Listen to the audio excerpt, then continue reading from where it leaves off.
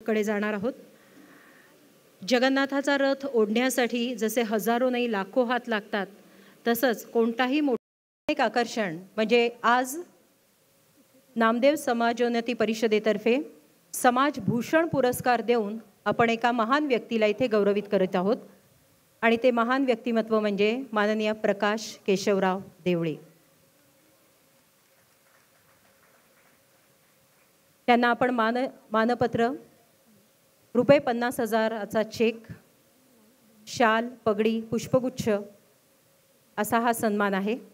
त्यांचा सन्मान सुरू असताना त्यांचं मानपत्राचं वाचन मी एकीकडे करत आहे। माननीय श्रीयुत प्रकाश केशवराव देवळे।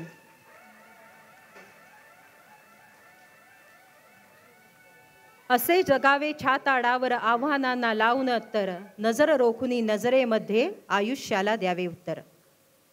साहेब, तुमचं आयुष्य कार्य पाहिलं की गुरु ठाकूर यांच्या या काव्यपंक्ती आठवतात। समाजकारण, राजकारण, चित्रपट क्षेत्र, बांधकाम क्षेत्र, सरकारी नोकरी अशा विविध क्षेत्रात चौफेर मुसाफरी करत आपल्या पुढे आलेल्या प्रत्येक समस्येला तोंड देत आपण कार्यकर्तृत्वाचा ठसा उमटवलात। सामान्य कुटुंबात वाढलात, पण आईवडिलांकडून मिळालेल्या संस्कारांच्या जोरावर सर्वसामान्यांसाठी, त्यांच्या प्रश्नांसाठी लढणारा असामान्य नेता झालात। एकीकडे विधानसभेत शिवसेनेचे आमदारपद भूषविले, तर दुसरीकडे चित्रपट क्षेत्रात गीतकार, संगीतकार, दिग्दर्शक अशा अनेक जबाबदाऱ्या सांभाळत थेट महाराष्ट्र शासनाचा किताब मिळवलात।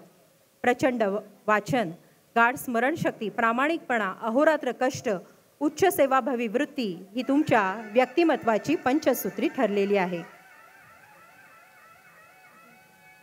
नामदेव समाजोन्नती परिषदेचं भरीव स्वरूपाचं कामही आपण केलेलं आहे। साहेब, समाजाच्या विकासासाठी कित्येक वर्ष सर्वस्व देऊन एक आदर्श आपण उभा केलेला आहात।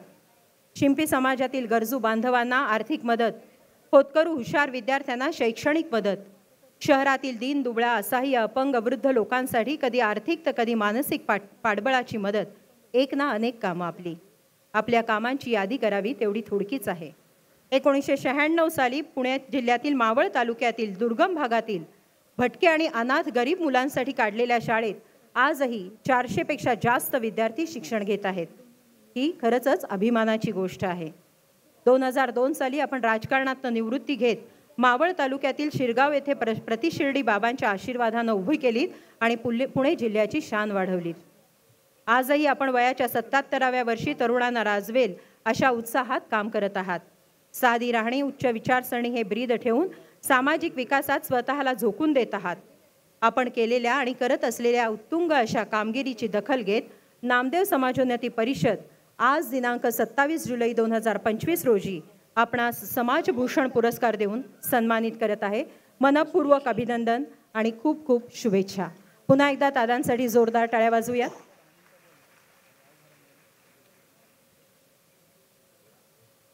यानंतर दादा आपल्याशी 2 शब्द बोलत आहेत आणि आपल्या या कार्यक्रमाला शुभेच्छा देत आहेत। आपल्या समाजातर्फे समाजभूषण पुरस्कार माननीय प्रकाशजी देवळे यांना प्रदान केलेला आहे।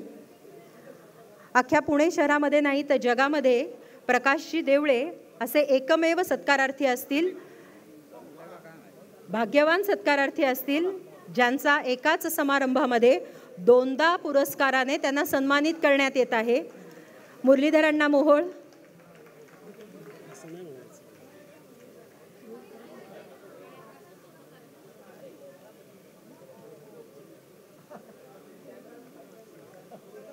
मुरलीधर अण्णा मोहोळ यांच्या शुभ हस्ते पुन्हा एकदा त्यांना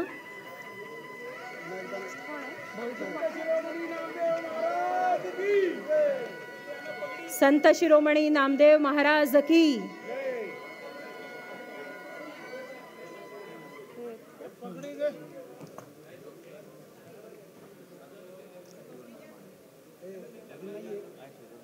पगडी, शाल, श्रीफळ, रुपये 50,000 रोख आणि नामदेव महाराजांची प्रतिमा असं या सत्काराचं स्वरूप आहे।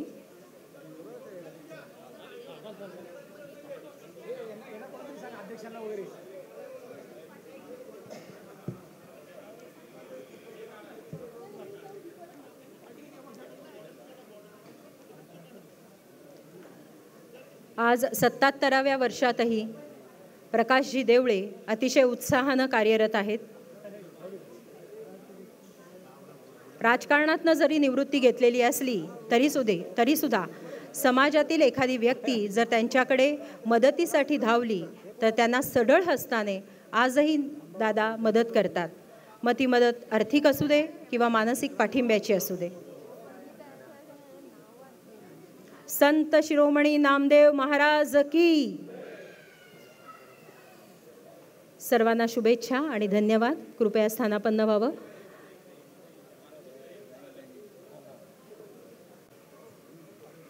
यानंतर आणखीनही काही सत्कार इथे पार पडणार आहेत. त्यामध्ये माननीय नामदेव माळवदे जे भाजप ओबीसी मोर्चा पुणे शहर यांचं नेतृत्व करतात.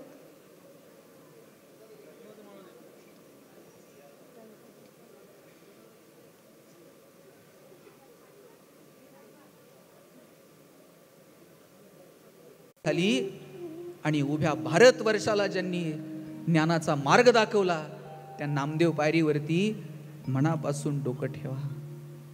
पुढे या. चोखोबारायांची समाधी आहे. काय क्रांती हो नामदेवरायांची. ज्या चोखोबारायांना मंदिरात यायचा अधिकार नव्हता त्याच चोखोबारायांची समाधी थेट पांडुरंगाच्या दारात जर कुणी केली असेल ना ती नामदेवरायांनी केलेली. लक्षात घ्या. नामदेवराय हे क्रांतिकारक संत आहेत. क्रांती केली. बंड पुकारलं तत्कालीन व्यवस्थेच्या विरोधात. त्या चोखो युगेन युगे विटेवरती उभे राहिले. हात असे कमरेवरती ठेवलेत. या गाभाऱ्यात त्या पायावरती डोकं टेकवा. उघडा डोळे आणि बघावर कमरेवरती हात देऊन उभा असणारा पांडुरंग तुम्हाला दर्शन देण्यासाठी युगेन युगे विटेवरती उभा आहे. झाली का वारी. किती किती सोपा परमार्थ आहे हो सांगा. जे जे अवघड आहे ना ते संतांनी सोपं केलं. आणि आता आमची स्पर्धा सुरू आहे. सोपं आणखी कसं अवघड करून सांगता येईल. आम्ही मंडळी सोपं अवघड करून सांगण्याच्या फंदात आहोत. संतांनी मात्र जे जे अवघड आहे ते अधिक सोपं करून सांगितलं. आणि म्हणून कधीतरी वारी करा. पण आम्हाला वारीला जायला इतकी कारणं भेटतात काय सांगावं. मगाशी जसं म्हटलं जाईन आपण वर्षभर म्हणतो पण ऐन वेळेला आल्यावर मात्र गडबड होते. असंच वारीला एका मैत्रिणीच्या सांगण्यावरून गेलेली एक नायिका तिच्या मनाची नेमकी काय भावना आहे ना ही नाथ महाराजांनी रेखाटली आहे. ऐकूयात ही नायिका काय म्हणते. अगं ए शानुबाई शानुबाई शानुबाई चल चल बेगी बेगी बेगी. कुठं कुठं कुठं. मी चालले मसनात मरायला. अय्यो मसनात मरायला. अगं मी चालले पंढरपूरला दर्शनाला. चल चल. जय जय राम कृष्ण हरी जय जय राम कृष्ण हरी जय जय राम कृष्ण हरी जय जय राम कृष्ण हरी. बघ बघ बघ आलं पंढरपूर. चंद्रभागा तीर दिसायला लागली या. विठ्ठलाची सावळी मूर्त दिसायला लागली या. आणि मला तर बाई सकल संतांचं दर्शन बी झालं. हा बया फक्त तुलाच झालं मला नाही झालं. या शेजारणीनं कुणी कुणी कुणी या शेजारणीनं बरं हाय केलं ग बया. या शेजारणीनं बरं हाय केलं ग बया. मला पंढरीला नेलं ग बया. मला पंढरीला नेलं ग बया. या शेजारणीनं बरं हाय केलं ग बया. या शेजारणीनं बरं हाय केलं ग बया. मला पंढरीला नेलं ग बया. मला पंढरीला नेलं ग बया. मला पंढरीला नेलं ग बया. मला पंढरीला नेलं ग बया.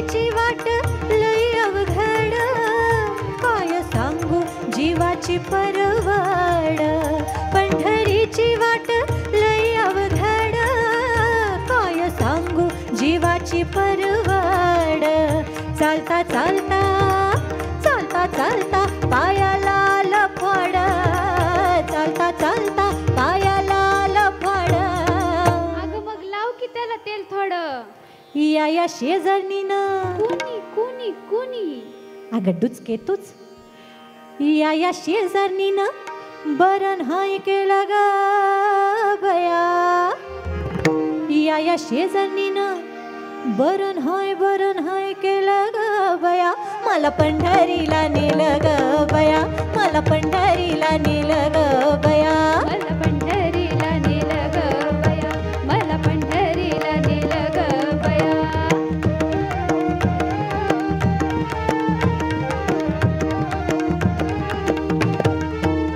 पंढरीच्या वाट गळ्यामंदी माळ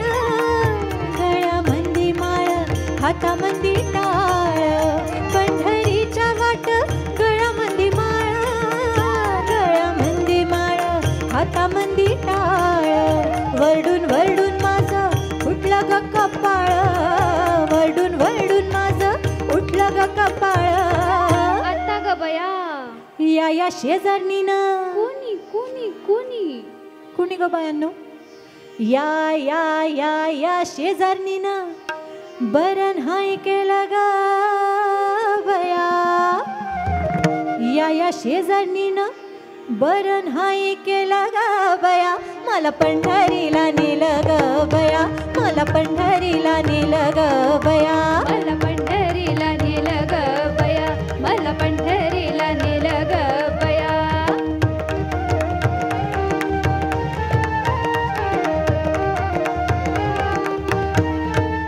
पंढरीची वाट सोहळ आवळ दिवसातून केली दिनदा घोळ पंढरीची वाट सोहळ आवळ दिवसातून केली दिनदा घोळ तरी नाही गेला अंतरीचा मळा तरी नाही गेला अंतरीचा मळा अरे अरे अरे अरे या शेजारणीनं कुणी कुणी कुणी कुणी ग अगं तूच या शेजारणीनं बरं हाय केलं ग बया मला पंढरीला नेलं ग बया मला पंढरीला नेलं ग बया मला पंढरीला नेलं ग बया मला पंढरीला नेलं ग बया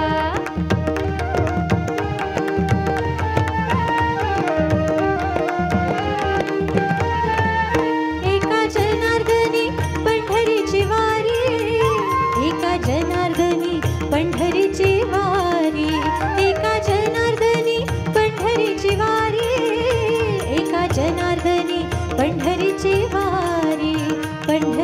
वारी तारंबळ भारी पंढरीची वारी तारंबळ भारी हा बया मला बी झालं विठ्ठलाचं दर्शन या शेजारणीनं कुणी कुणी ग अगं तूच या शेजारणीनं लई बरं केलं ग बया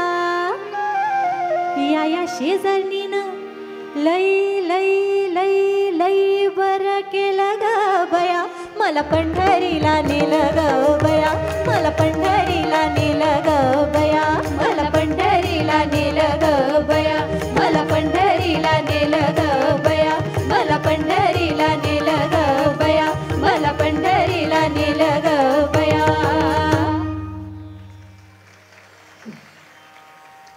खरं तर मगाशी म्हटलं तसं आयुष्य घाई गडबडीमध्ये गावातली दिंडी पंढरपूरकडे निघाली पण सावतोबांना मात्र जाणं शक्य झालं नाही. सावतोबांनी आपल्या मुलीला सांगितलं की ही सगळी कामं आटपू आणि जाऊ मग पंढरपूरला दर्शनाला. आणि आपल्या लेकीला ते सांगायचे की आपण काम असं करावं,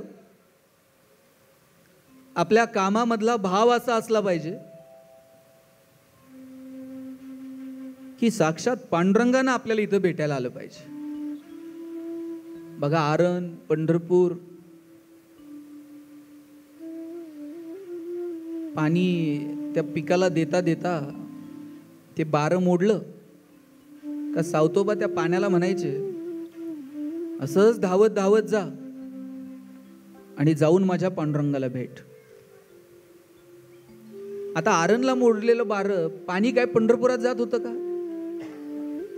पण त्यांना माहीत होतं, या पाना फुलात वेलीत यातच माझा पांडुरंग आहे.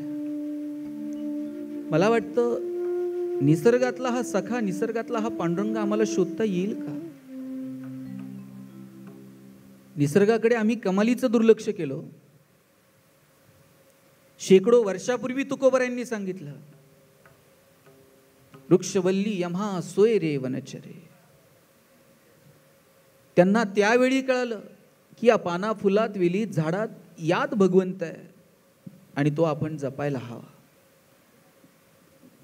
नामदेव महाराजांचा हा सगळा सोहळा साजरा करत असताना, या सकल संतांच्या विचारांवरती चालत असताना एखादा जरी निर्धार या वर्षी केला ना की 4 झाडं लावू, वाढवू आणि टिकू, तरी नामदेवरायांना ते खरं अभिवादन ठरेल असं मला वाटतं. आपण छोट्या छोट्या गोष्टींपासून सुरुवात केली पाहिजे. प्लॅस्टिकची पिशवी भाजीला नाही वापरली ना, नामदेवरायांना आठवायचं की अरे कांदा मुळा भाजी अवघी विठाबाई, भाजीला जाताना नाही न्यायची प्लॅस्टिकची पिशवी, कापडाची पिशवी घेऊन जाऊ, तरी खूप मोठं काम होईल. साहेब, प्लॅस्टिकचा इतका अतिरेकी वापर आहे. मला माहित आहे की आपण आता ते सगळीकडनं टाळू शकत नाही. शक्य तिथे टाळता आलं ना तरी निसर्गावरती खूप मोठे उपकार होतील. आता मुंबईमध्ये रस्त्याच्या कडेला एक गाय मरून पडली होती. तिचं पोट फुगलेलं होतं आणि नंतर डॉक्टरांनी तिचं पोस्टमॉर्टम केलं. लक्षात आलं तिच्या पोटामध्ये 80 किलो प्लास्टिक सापडलं. इतका प्रचंड वापर आम्ही प्लास्टिकचा सुरू केला आहे. माझी विनंती आहे की निसर्गाच्या संदर्भानं थोडी थोडी पावलं आपल्याला उचलावी लागतील.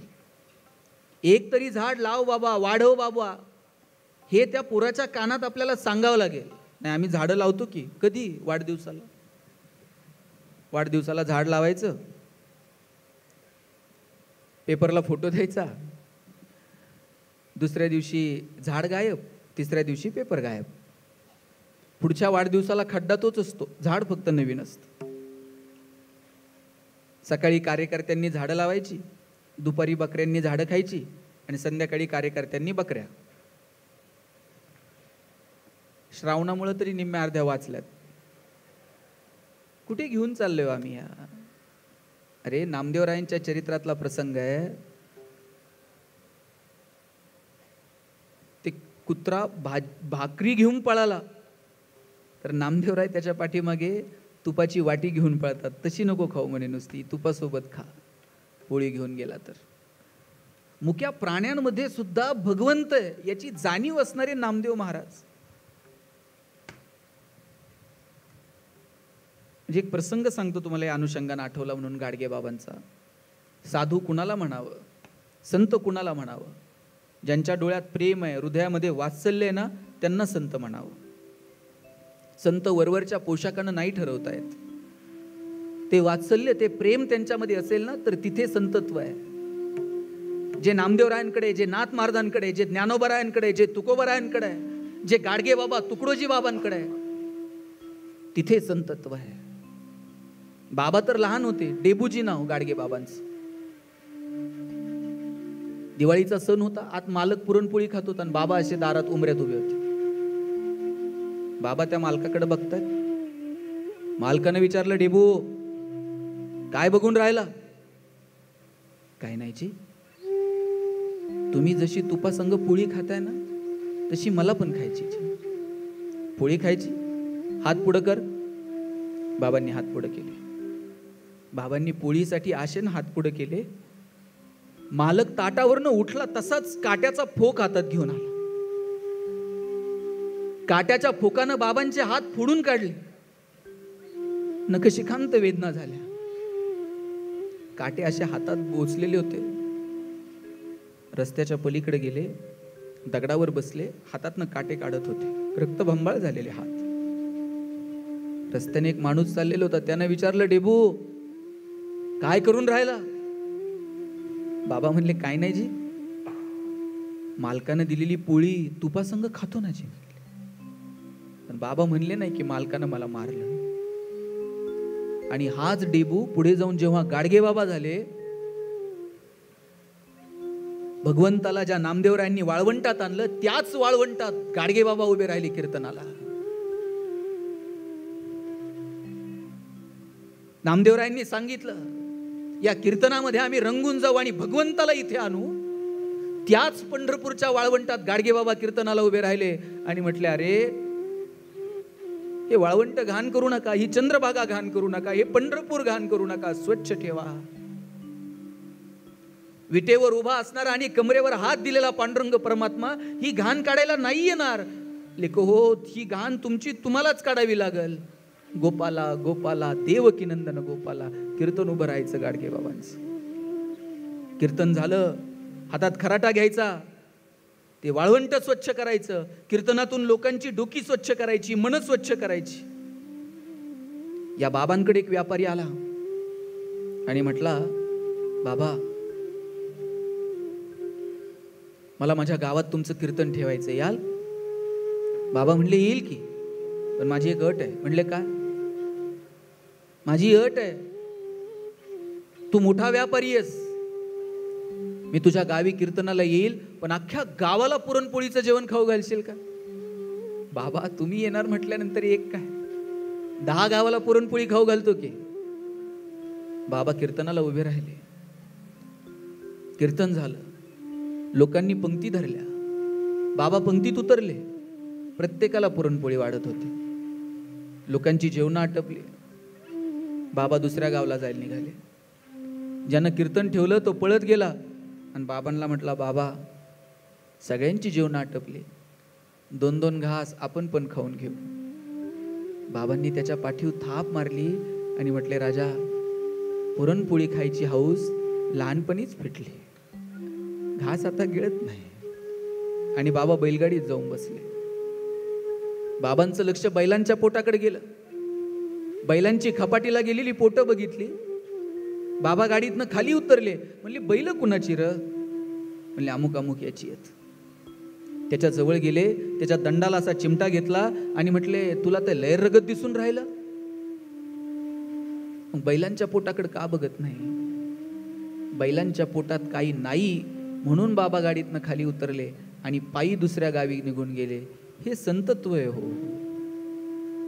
अरे भाकरी काय घेऊन निघाला? थांब, हे तूप घे की. अतिशयोक्ती वाटेल, पण तुमच्या माझ्यामध्ये जो भगवंत आहे तोच चराचरात आहे, तोच या मुख्या जीवांमध्ये, तोच या प्राणी पक्ष्यांमध्ये, तोच या झाडात, तो निसर्गात भरभरून आहे. हेच तर संतांना सांगायचं होतं. मला वाटतं तो भगवंत आम्हाला समजून घेता येईल का? जे कारंजले गांजले त्यासी म्हणे जो आपुले. दारात बाग फुलून आली तर 2 फुलं इतरांना द्या. सुरू जुळून आले तर 2 गाणी इतरांसाठी गा. दारात आभाळ भरून आलं तर ओंजळभर पाणी इतरांना द्या. आणि उंची जर आभाळाला टिकली, अशाच मानावर करून बघू नका. थोडंसं खाली झुका आणि जी माणसं मातीत मिसळत आहेत ना, त्यांना थोडंसं वरती उचलून घेता येईल का, यासाठी प्रयत्न करा. हे संतत्व आहे. काय केलं संतांनी? हेच तर केलं. ज्यांच्या दारामध्ये ज्ञान नव्हतं त्या माणसांच्या दारादारात ज्ञानाची गंगा नेऊन पोहोचवली. ज्या शेताच्या बांधावरती फक्त मोठेचा कुईकुई आवाज येत होता, त्या शेताच्या बांधेवरती सरस्वतीचं विणावादन नेऊन पोहोचवलं संतांनी. मला वाटतं त्या विणावादनात थोडंसं रंगून जाता येईल का, त्या ज्ञानाच्या मार्गामध्ये थोडंसं चालता येईल का, याची काळजी घ्यायला नको? संतांनी ती काळजी घेतली. सावतोबा सांगतात, जा इथून आणि पंढरपुरात त्या पांडुरंगाला भेट. ते पाणी नाही जाणार तिथपर्यंत, पण माहीत आहे या निसर्गातच भगवंत आहे, चराचरात भगवंत आहे. सगळी दिंडी निघाली पंढरपूरला आणि सावतोबांची एवढीशी पोरगी वडिलांना विचारायची, आपल्या शेताचा मालक कोण आहे? वडील सांगायचे, आपल्या शेताचा मालक ना पंढरपुरात असतो. बाबा पंढरपुरात असतो आणि त्याचं नाव काय? वडील सांगायचे, आपल्या शेताचा मालकाचं नाव आहे विठ्ठल. विठ्ठल? सावतोबा म्हणायचे, अरे आपल्या शेताचाच नाही, या जगाचा मालक विठ्ठल आहे. सावतोबांची मुलगी त्या पांडुरंगासाठी काही शेतातली फळं फुलं घेऊन येते आणि स्वतःला प्रतिष्ठित समजणाऱ्या या मंडळींकडे ती देते. पंढरपूरला चाललात? हो. का ग? नाही. चाललाय तर आमच्या शेताच्या मालकाला जरा ही फळं फुलं घेऊन जाता. आणि कोण तुमच्या शेताचा मालक? विठ्ठल. तो आमच्या शेताचा मालक आहे. बघू काय आणलंय विठ्ठलाला. त्यातली 2 फळं पक्ष्यांनी कुरतडलेली होती. ही फळं आणली सोय. अरे असली फळं देतात पांडुरंगाला. आणि ते फळा फुलांचं गाठोडं रस्त्यावर असं फेकून दिलं आणि रागे येऊन मुलीला ढकललं. मुलगी खाली पडली, हाताला खरचटला. कोपऱ्यात जाऊन मुळूमुळू रडू लागली. आणि तितक्यात सावतोबा आले. काय झालं बाळा रडायला? ही सगळी मंडळी पंढरपूरला चालली होती. म्हटलं आमच्या शेताच्या मालकाला जरा 4 फळं घेऊन जा. तर रागवली आणि फळं अशी रस्त्यावर फेकून दिली. सावतोबांनी लेकीला जवळ घेतलं, अश्रू पुसले आणि म्हटले, बाळा, ज्यांना या पाना फुलात आणि तुझ्यासारख्या मुलात देव दिसला नाही त्यांना विटेवर पण दिसणार नाही. जाऊ दे, कुठं जायचंय तिकडे. ही सगळी प्रतिष्ठित मंडळी पंढरपुरात गेली. रांगा थांबल्या. म्हणे यांना येऊ द्या आधी, यांची दर्शन होऊ द्या. सर्वसामान्यांच्या रांगा थांबल्या. आणि स्वतःला प्रतिष्ठित समजणारी ही मंडळी जेव्हा गेली आणि विटेवरती त्यांनी असं डोकं टेकवलं, विटेवरती डोकं टेकवलं आणि वर बघितलं तर वर मात्र भगवंत दिसले नाहीत. वर भगवंत दिसले नाहीत. दुसरा आला, त्याला दिसले नाहीत. तिसरा आला, त्याला दिसले नाहीत. कुणाला देव दिसला नाही. अरे दिसेल कसा? सावतोबा म्हटले होते, ज्यांना या पाना फुलात आणि लहान मुलात दिसणार नाही त्यांना विटेवर पण दिसणार नाही. बाहेर आल्यानंतर कुजबूज सुरू झाली. दर्शन झालं का हो? विटेवर डोकं टेकवलं खरं, पण देव काय दिसला नाही. कुणाला देव दिसला नाही. आणि तेवढ्यात कोणीतरी म्हटलं, अरे सावत्याचा शाप खरा झाला. काय? सावतोबा म्हणलेच होते, फुलात दिसला नाही, मुलात दिसला नाही, विटेवर कसा दिसल. खरंय अगदी. देव बघायचा आहे ना. मगाशी जसं म्हटलं ना, तो दिग्दर्शक सांगतो, नाटकातला कलावंत पडद्याकडे हात करतो आणि सांगतो की हा चंद्र, आणि पडद्यावर नसलेला चंद्र प्रेक्षकांना दिसतो, कारण तो त्यांच्या मनात असतो. सुरुवातीला सांगितलं तेव्हा कळलं नसेल, पण नामदेवरायांना हे सांगायचं आहे की देव म्हटल्यानंतर तुम्ही इकडे तिकडे बघता ना, इकडे तिकडे नाही दिसणार. त्यासाठी स्वतःच्या अंतर्मनात डोकावून बघा. अंतर्मनात डोकवल्याशिवाय भगवंत कळणार नाही. आणि तो बाजारात विकत मिळतो का? कोणत्या मंदिरात गेलाय आणि तिथं मोठी दक्षिणा दिली आणि देव साईडला येऊन तुम्हाला भेटलाय, काय करता तुम्ही? काय उद्योग व्यवसाय? कसं काय एवढं? असं कधी काय विचारलंय? देव या दुसऱ्या तिसऱ्या गोष्टीनं भुलत नाही. देवाला अपेक्षित असतो तो म्हणजे भाव. आणि मनात जर हा भाव नसेल ना तर तो कळणार तरी कसा हो? तुकडोजी बाबांनी खूप गोड लिहिलंय. ते म्हणतात, मनी नाही भाव आणि देवा मला आशानं भेटायचा. ऐकूयात काय म्हणायचं तुकडोजी बाबांना. मनी नाही भाव म्हणे देवा मला पाव, मनी नाही भाव म्हणे देवा मला पाव. देव आशानं भेटायचा नाही रे, देव आशानं भेटायचा नाही रे. देव बाजारचा भाजीपाला नाही रे, देव बाजारचा भाजीपाला नाही रे. मनी नाही भाव म्हणे देवा मला पाव, मनी नाही भाव म्हणे देवा मला पाव. देव आशानं भेटायचा नाही रे, देव आशानं भेटायचा नाही रे. देव बाजारचा भाजीपाला नाही रे, देव बाजारचा भाजीपाला नाही रे. देव बाजारचा भाजीपाला नाही रे, देव बाजारचा भाजीपाला नाही रे.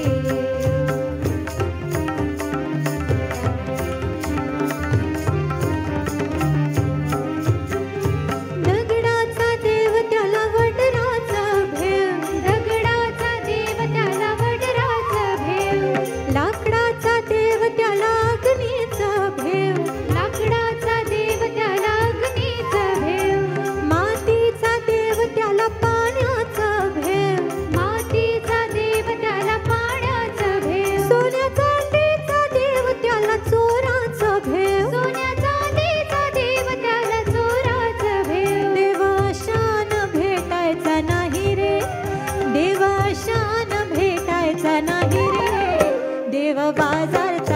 भाजीपाला नाही रे, देव बाजारचा भाजीपाला नाही रे, देव बाजारचा भाजीपाला नाही रे, देव बाजारचा भाजीपाला नाही रे, बाजारचा भाजीपाला नाही रे, देव बाजारचा भाजीपाला नाही रे.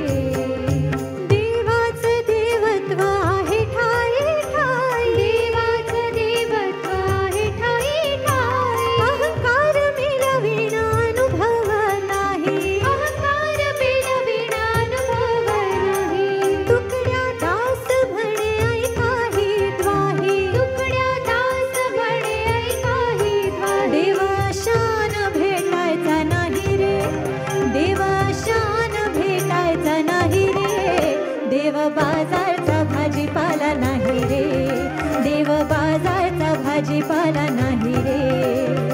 मनी नाही भाव म्हणे देव मला पा, मनी नाही भाव म्हणे देव मला पा, देवाशान भेटायचा नाही रे, देवाशान भेटायचा नाही रे, देव बाजारचा भाजीपाला नाही रे, देव बाजारचा भाजीपाला नाही रे, देव बाजारचा भाजीपाला नाही रे, देव बाजारचा भाजीपाला नाही रे.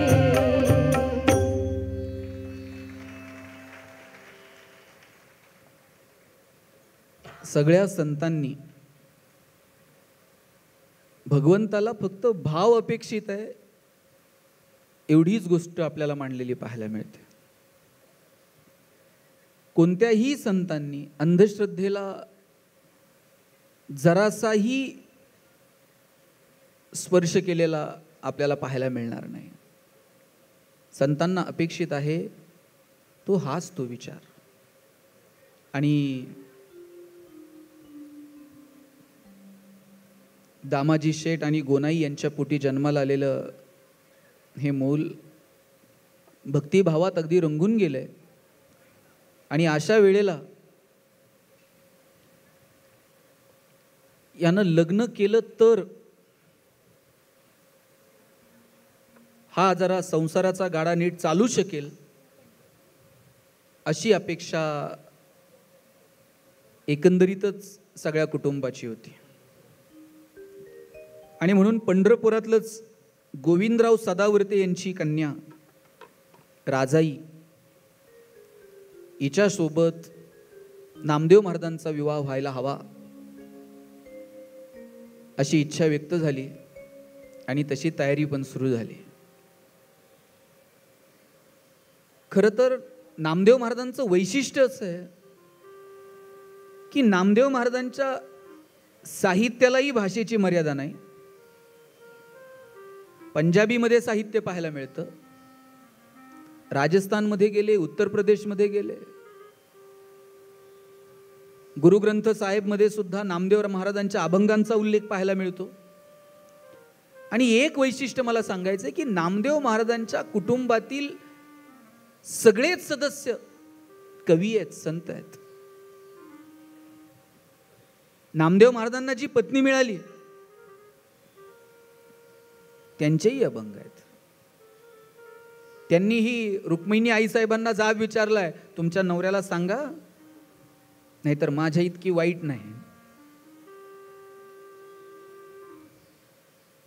खरं तर सगळ्याच महिलांची दुःख वेगवेगळी आहेत. राजाईचं काय, तिकडे विठ्ठलपंतांची पत्नी ज्ञानोबरायांची आई रुक्मिणी काय, इकडं तुकोबरायांची आवली काय, सगळ्यांची ही दुःख आहेत. आणि माझी इथं बसलेल्या सगळ्या स्त्रियांना विनंती आहे की आपण थोडंसं मागं डोकावून बघितलं पाहिजे. आणि इथं बसलेल्या सगळ्या पुरुषांना पण विनंती आहे, राजकारण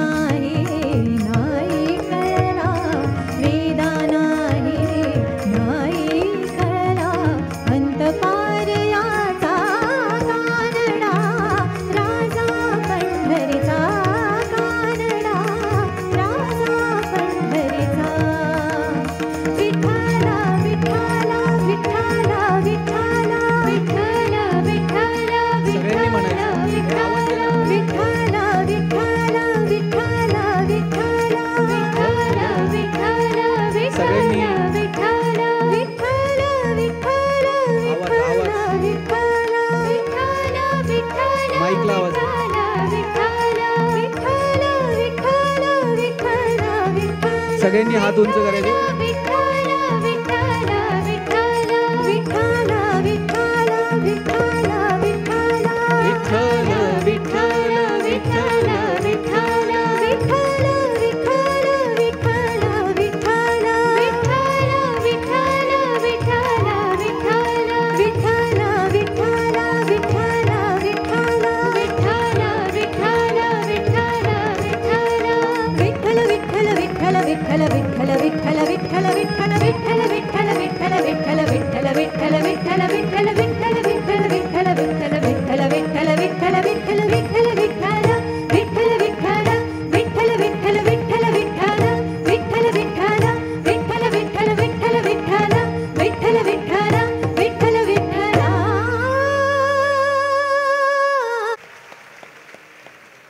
शेवटचे 2 मिनिट घेतो. नामदेव महाराजांची 675वा समाधी सोहळा आपण साजरा करत आहोत. ज्ञानोबरायांचंही 750वं जन्मवर्ष साजरं करत आहोत. तुकोबरायांचाही वैकुंठगमन सोहळा आपण साजरा करत आहोत. शासनही राज्यभरात देशभरात वारकरी संप्रदायाच्या सोबत मोठ्या प्रमाणावरती हा सोहळा साजरा करत आहे. या सकल संतांकडनं जाताना मला इतकीच सगळ्यांना विनंती करायची आहे की संतांचं हे चरित्र ऐकावं, येणाऱ्या पिढ्यांना सांगावं. आपल्या प्रत्येकाच्या घरामध्ये ज्ञानोबरायांची ज्ञानेश्वरी, तुकोबरायांची गाथा, नामदेवरायांचे अभंग असायला हवेत आणि त्या पिढ्यांना सांगण्याचा आपण सगळ्यांनी प्रयत्न करावा. आपल्या डोळ्यामध्ये प्रेम असावं, आपल्या हृदयामध्ये वात्सल्य असावं. आपण एकमेकाच्या मदतीसाठी धावून जावं. कुणाचं तरी दुःख बघून आपले पाय धावले पाहिजेत. कुणाचं तरी सुख पाहून आपल्याला बरं वाटलं पाहिजे. एकमेकांच्या सुखदुःखात मनापासून सहभागी व्हा, कारण सगळं अनप्रेडिक्टेबल आहे. घेतलेला श्वास परत सोडता येईल की नाही याचीही खात्री नाही. परवा साहेब मला एक जण म्हटला, मी इतका बिझी आहे, मला श्वास घ्यायला वेळ नाही. म्हटलं सोडून दे, श्वास घ्यायला वेळ नाही. 242 प्रवासी विमानात बसले होते आणि लंडनला निघाले होते. कुणीतरी कुणाला तरी शेवटचा मेसेज केला असेल, विमान टेक ऑफ झालं असेल, कुणीतरी सेल्फी काढला असेल, कुणाला तरी पाठवला असेल, कुणीतरी लंडनच्या एअरपोर्टवरती पाटी घेऊन स्वागतासाठी उभं असेल. माहीत होतं हा शेवटचा मेसेज आहे, हा शेवटचा कॉल आहे, हा शेवटचा सेल्फी आहे. पाटी घेऊन स्वागतासाठी उभं असणाऱ्या माणसाला माहीत नव्हतं ज्याच्या स्वागतासाठी मी इथं उभा आहे तो इथपर्यंत येणार पण नाही. अहमदाबादमध्ये MBBSची मुलं 11वी-12वीला अभ्यास केला असेल, नीटची एक्झाम क्वालिफाईड झाले असतील, मग MBBSला गेले असतील. जेवत्या ताटावर बसलेले होते ते तर प्रवासातही नव्हते. त्यांना माहीत होतं हा शेवटचा घास असेल. माहीत नाही आपण किती दिवस इथे आहोत. ज्या दिवशी निरोप येईल ना त्या दिवशी निघून जायचं. कबीरांचा दोहा आहे, देश देश के वैद्य बुलाए, लाए जड़ी और बूटी, जड़ी बूटी तेरे काम ना आए, जब राम के घर की खूटी, जरा हलके गाडी हाको मेरे राम गाडी वाले. कबीर सांगतात, जरा दमानं घ्या, तुम्ही मालक नाही आहात, तुम्ही विश्वस्त आहात. सांभाळायचं, पुढच्या पिढ्यांच्या हवाली करायचं आणि ज्या दिवशी निरोप येईल त्या दिवशी निघून जायचं.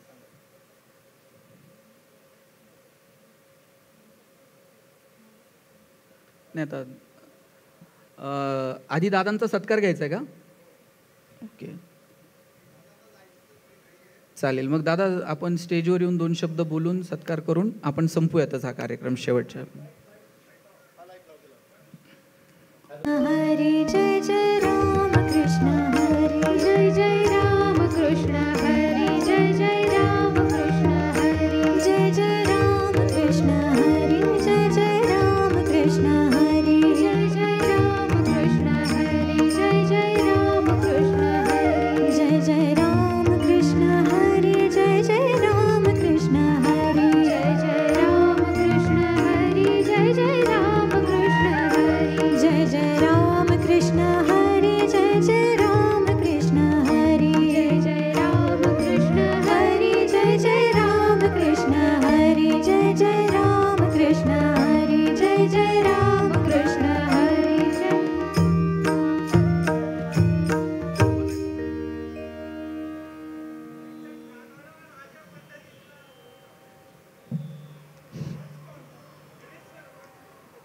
बर कानडा राजा पंढरी.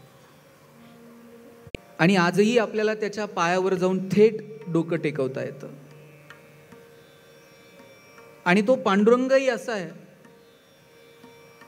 त्या अभंगाची पार्श्वभूमी म्हणून सांगतो, तो अभंग आपण परत घेतोय तर तोही असा आहे की सगळ्या संतांनी भगवंतावरती जेवढं प्रेम केलं ना, त्याही पेक्षा जास्त प्रेम भगवंतानं सुद्धा त्या संतांवरती केलं. एकदा भगवंतानं साक्षात आपल्या भक्तांची यादी करायची ठरवली. पहिली यादी केली, त्यात ज्ञानोबाराय नाहीत, तुकोबाराय नाहीत, नामदेव महाराज नाहीत. मग नामदेवरायाने विचारलं, देवा तू भक्तांची यादी जाहीर केली आणि त्यात आम्हा कुणाच संतांची नावं नाहीत. देवा आम्ही तुझे भक्त नाही आहोत. नामदेवराया जरा थांबा, दुसरी यादी लागणार आहे.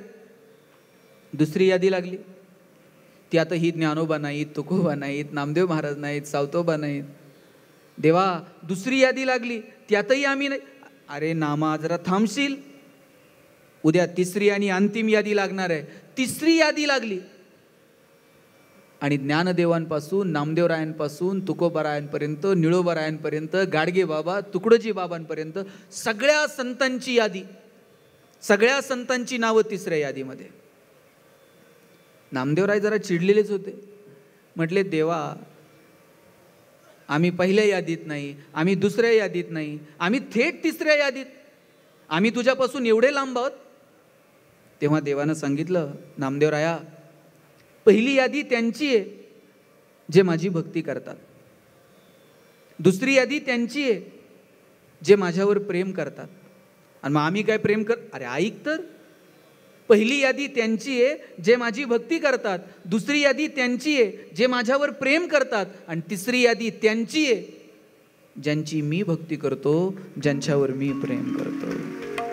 असा हा कानडा पिढ्यानपिढ्या, युगेन युगे तुम्हाला मला खुणावत राहिला. कुणाला त्याचं आकर्षण नाही. साक्षात भगवान शंकर त्याला भेटायला आले विठ्ठलाला, आणि विठ्ठलानं, पांडुरंगानं त्यांना उचलून घेतलं. आजही विठ्ठलाच्या डोक्यावरती भगवान शंकर पाहायला मिळतात. बलराम, राधाराणी सगळ्यांनी पंढरपूरची वारी केली आणि ती आत्ता तुमच्या माझ्यापर्यंत येऊन ठेपली. कोण आहे हा कानडा? ऐकूयात. कानडा राजा पंढरीचा, कानडा राजा पंढरीचा, कानडा राजा पंढरीचा. वेदा नाही कळला, वेदा नाही कळला, अंत पार याचा कानडा राजा पंढरीचा.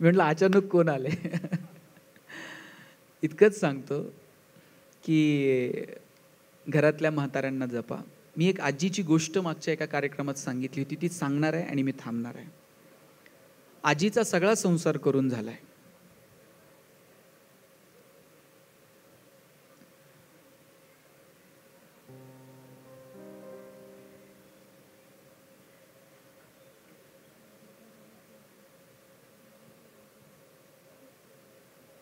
भैरवीनं समारोप करूयात. अवघा रंग एक झाला.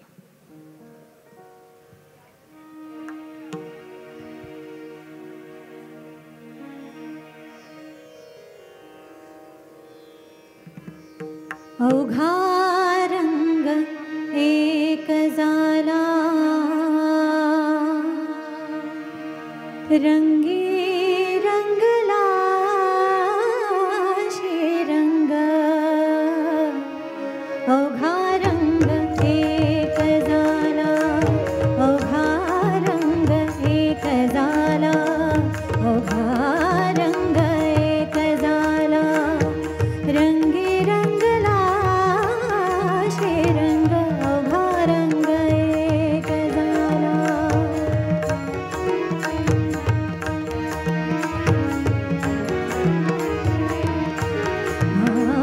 मी तू पण गेले वाया,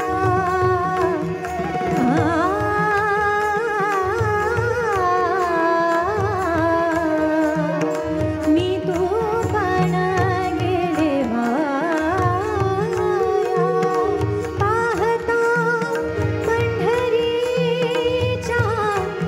राया, पाहता पंढरीच्या राया.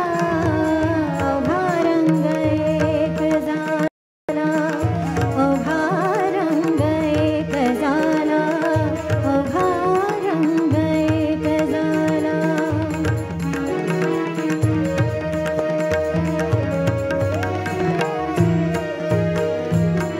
नाही भेदाचे ते काम, पळोनी गेले क्रोध काम. अवघा रंग एक झाला, अवघा रंग एक झाला, अवघा रंग एक झाला, रंगी रंगला श्रीरंग. अवघा रंग एक झाला, अवघा रंग एक झाला, अवघा रंग एक झाला. कुंडलिक वरद हरी विठ्ठल श्री ज्ञानदेव तुकाराम. पंढरीनाथ भगवान की जय. माऊली ज्ञानेश्वर महाराज की जय. जगद्गुरु संत तुकाराम महाराज की जय. संत नामदेव महाराज की, सब संतन की